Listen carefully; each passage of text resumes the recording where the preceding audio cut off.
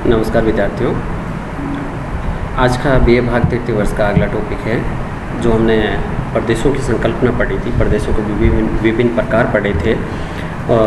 उन प्रदेशों में जो अलग अलग प्रकार थे, उन प्रदेशों का विभाजन या उन प्रदेशों का सीमांकन कैसे किया जाता है, या सीधा सा ये कहें कि परिसीमन कैसे किया जाता है। उन प्रदेशों के परिसीमन की कुछ विधियाँ हैं, जिसे प्रदेशों का कुछ न कुछ ऐसे तथ्यों को मानकर या कुछ ऐसे आधार मानकर अलग अलग प्रदेशों की सीमाओं का निर्धारण किया जाता है। तो ये सीमांकन की या परिसीमन की कुछ विधियां हैं।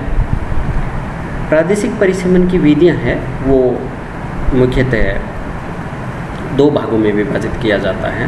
पहली आती है गुणात्मक विश्लेषण विधि द्वारा प्रादेशिक परिसीमन, और दूसरी मात्रात्मक विश्लेषण द्वारा। तो ये इन दो विधियों के द्वारा विभिन्न प्रकार के जो पृथ्वी पर प्रदेश पाए जाते हैं, उनका किसी न किसी तथ्य को आधार मानकर उनका सीमांकन किया जाता है। पहली विधि आती गुणात्मक विश्लेषण विधि। इस विधि के द्वारा सर्वप्रथम प्रदेश के कुछ प्रमुख सूचक तत्वों का चयन करते हैं जो सीमांकन का प्रमुख आधार बनते हैं। किसी क्षेत्र विशेष का अगर हमें सीमांकन करना है तो हमें कुछ ऐसे तत्व जो वहाँ का जो सबसे प्रभावित तत्व है या सूचक तत्व है, उसको हम आधार मानते हैं। यह तत्व प्रदेश के विविध कार्यों के लक्षणों और विशेषताओं के सूचक होते हैं। जो हमने मुख्य तथ्य जो हमने लिया वो तथ्य है उस प्रदेश विशेष की मूल बातों को प्रदर्शित करता हो।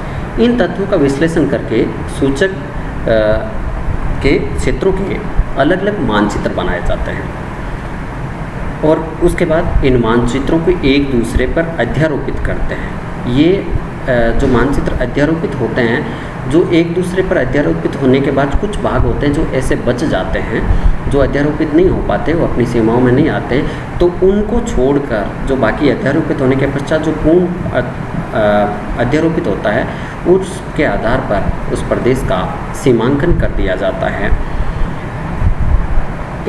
इस तरह के सीमांकन को करने में 3 स्टेप हैं। सबसे पहले सूचक तत्व का चयन, या ये कह सकते हैं आधार का चयन या तत्व का चयन किया जाता है कि उस प्रदेश विशेष में कौन सा तत्व प्रभावी है। उसके बाद जो आधार हमने माना है उसका विश्लेषण किया जाता है, और जो सूचक तत्व है वो किस क्षेत्र में कहाँ तक प्रभावी है उसका परिसीमन कर दिया जाता है, निश्चित कर दिया जाता है। फिर उनके मानचित्र तैयार किया जाते हैं, और उसके बाद मानचित्रों को एक दूसरे के ऊपर अध्यारोपित किए जाते हैं और प्रादेशिक परिसीमन किया जाता है। गुणात्मक विश्लेषण विधि है, विश्लेषण की 2 प्रकार से हैं। इस तरह का परिसीमन करने की विधियां हैं। पहली है भौतिक असंगति विधि। भौतिक असंगति विधि से मतलब है भौतिक रूप से, अर्थात धरातलीय विसंगति के आधार पर, जैसे ऊंचावच विभिन्न प्रकार के पर्वत पठार मैदान है, उसके आधार पर बांट दिया कि पर्वतीय प्रदेश है, मैदानी क्षेत्र है, पठारी क्षेत्र है, या मिट्टियाँ अलग अलग प्रकार की, तो मर्दा प्रदेश है, मर्दा के आधार पर बांट दिया, लाल मर्दा प्रदेश है, काली मर्दा प्रदेश है, या जलवायु अलग अलग विभाजन है तो जलवायु के आधार पर विभाजन हो गया, विश्वतरेखीय मानसूनी प्रदेश, टुंड्रा प्रदेश, टेगा प्रदेश। इस तरह से ये एक भौतिक जो कारक है वहाँ का सबसे ज़्यादा प्रभावी, उसके आधार पर विभाजन कर दिया जाता है। दूसरा है अध्यारोपित विधि, जो हमने पहले ऊपर पढ़ी है। इस विधि का जो चयन है संयुक्त राज्य अमेरिका के बोस्टन और न्यूयॉर्क शहरों के सीमांकन में किया गया था, और इसका 1955 में प्रोफेसर ग्रीन ने इसका उपयोग में लाए थे। अगली विधि आती है दूसरी, मात्रात्मक विश्लेषण विधि। मात्रात्मक विश्लेषण विधि से मतलब है मात्रा, मतलब क्वांटिटी। मात्रात्मक विश्लेषण विधि में गणितीय और सांख्यिकी विधियों का प्रयोग किया जाता है।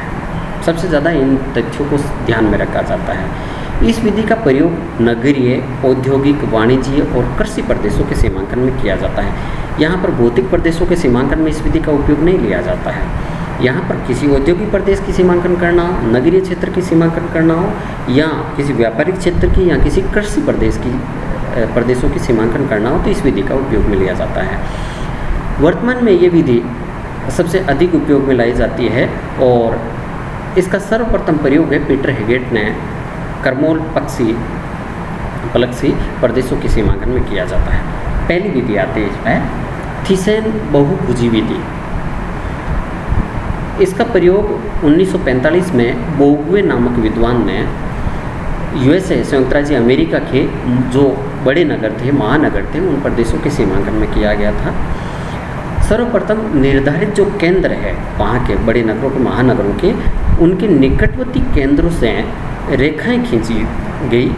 उसके पश्चात केंद्रों को संयोजित करने वाली रेखाओं को समद्विभाजित किया गया, 2 भागों में, बराबर भागों में विभाजित किया गया और फिर लंबवत रेखाएं खींची गई जिससे बहुभुज की आकृति वाला प्रदेश निश्चित होता है। तो इस तरह से मतलब थीसेन एक विद्वान का नाम है, उसने अमेरिका के महानगरीय प्रदेशों का विभाजन के लिए उसने अलग अलग सीमांकन करने हेतु रेखाओं के द्वारा विभाजित करके बहुभुज की आकृति वाला प्रदेशों का सीमांकन किया।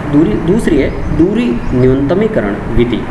इस विधि में किसी वस्तु को उसके स्रोत तक लाने में परिवहन लागत को कम करना है।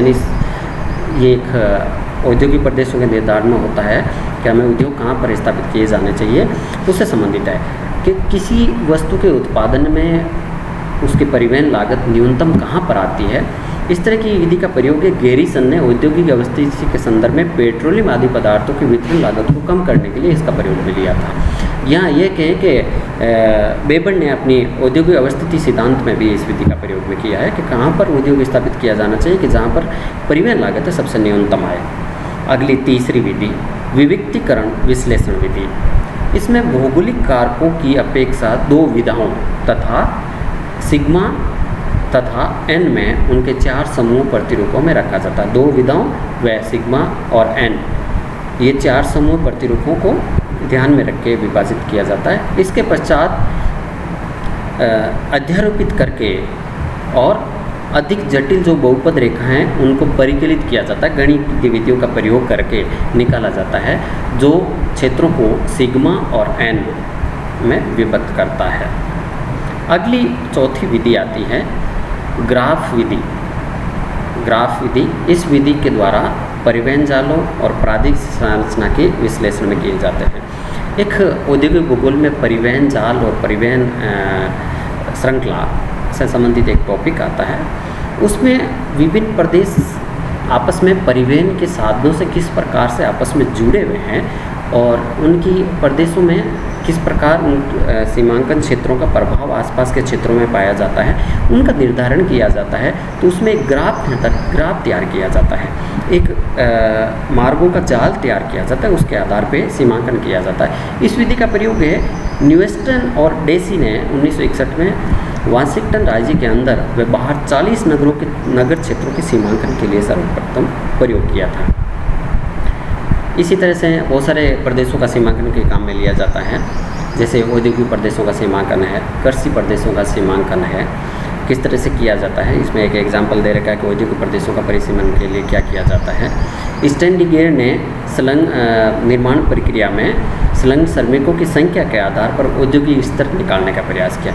उसके बाद 1934 में औद्योगिक मापन के लिए 1 से अधिक तत्वों का प्रयोग कर श्रमिक संख्या, शक्ति उपयोग, उत्पादन प्रक्रिया में होने वाली मूल्य वृद्धि का प्रदर्शन करके विभिन्न प्रदेशों का औद्योगिक सीमांकन किया गया। कहने का मतलब विभिन्न अलग अलग विद्वान थे, उन्होंने अपने अपने फॉर्मूले अपनाए। किसी ने एक तथ्यों का आधार माना, किसी ने 1 से अधिक तथ्यों का आधार मान के विभिन्न प्रदेशों का सीमांकन किया है। तो इस तरह से अपने जो विश्व के प्रादेशिक भूगोल है, प्रादेशिक भूगोल में विभिन्न प्रदेशों का सीमांकन करने के कुछ तथ्य हैं या कुछ विधियां हैं, जो मुख्य 2 प्रकार से गुणात्मक और मात्रात्मक 2 विधियां हैं, और उनको अलग अलग विभाजन करके प्रादेशिक प्रदेशों का सीमांकन किया जाता है। तो विशेषतः ये बड़ा प्रश्न है, मूलतः ध्यान रखें, ये बड़े वाले प्रश्नों में आता है।